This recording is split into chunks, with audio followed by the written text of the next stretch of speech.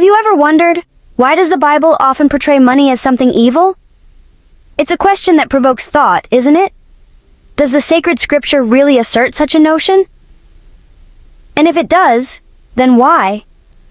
Can't prosperity and affluence also be a source of benevolence and goodness? Are the coins in our pocket and the notes in our wallets truly tainted with malevolence? Intriguing, isn't it? Stay tuned as we dive into these questions and uncover the truth. First off, let's clarify something.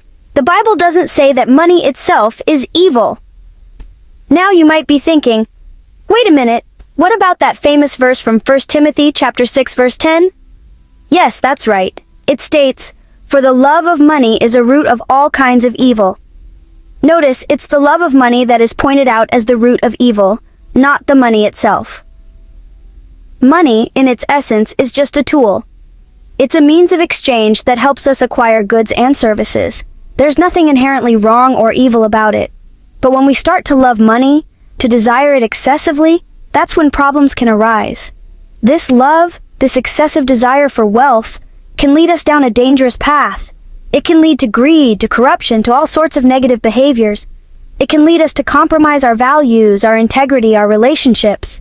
We might start to see others not as people to be loved, but as competitors in the race for wealth.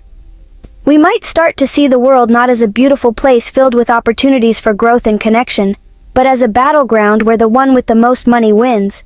So you see, it's not the money itself, but our attitude towards it that can cause problems. It's not the tool, but how we use it, that determines whether it brings about good or evil. Now you might be thinking, so what's wrong with wanting a comfortable life? Isn't that a good thing? Well, let's take a moment to delve into the concept of materialism as outlined in the Bible. Materialism, at its core, is the excessive desire for and importance placed on material possessions. This can be a slippery slope that leads us away from the things that truly matter in life. Imagine this. You're in a boat, and that boat is your life. Now what if this boat starts to fill up with treasure? Gold, jewels, the works. At first, it's exciting, right? But as you keep adding more and more, the boat starts to sink. That's what materialism does. It weighs us down, distracts us from our spiritual growth, and can even strain our relationships. Let's consider the parable of the rich fool in Luke's Gospel. A man, blessed with a bountiful harvest, decides to build bigger barns to store his surplus grain. He plans to take it easy, eat, drink, and be merry. But God said to him, "You fool, this very night your life will be demanded from you. Then who will get what you have prepared for yourself?" This story serves as a stark reminder of the transient nature of material wealth and the potential dangers of becoming too attached to it. Remember, the Bible warns us about getting too attached to our material possessions. So how should we view money according to the Bible? This question brings us to the idea of stewardship. In essence, stewardship is the belief that everything we possess, including our money, is not truly ours, but a gift from God. We are merely caretakers of these resources during our time on earth. This idea wholly shifts our perspective. Instead of seeing money as something to hoard, we begin to view it as a tool that, when used wisely and generously, can bring about positive changes and blessings for ourselves and others. In the Bible, we see numerous instances where the importance of generosity is emphasized. The act of giving, of sharing your blessings with others, is a recurring theme.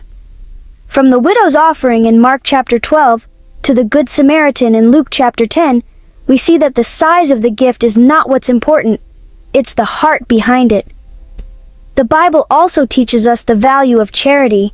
It encourages us to use our resources to help those in need, to support our communities, and to contribute to the betterment of the world around us. It's essential to remember that money in itself is not evil. It's our attitude towards it and how we use it that determines its nature in our lives. In the end, it's all about how we use our resources and where our heart truly lies. So we've learned quite a bit today, haven't we? It's not money, but the love of it and materialism that can lead to evil. Remember, stewardship and generosity are key. Subscribe for more amazing content. Keep wondering.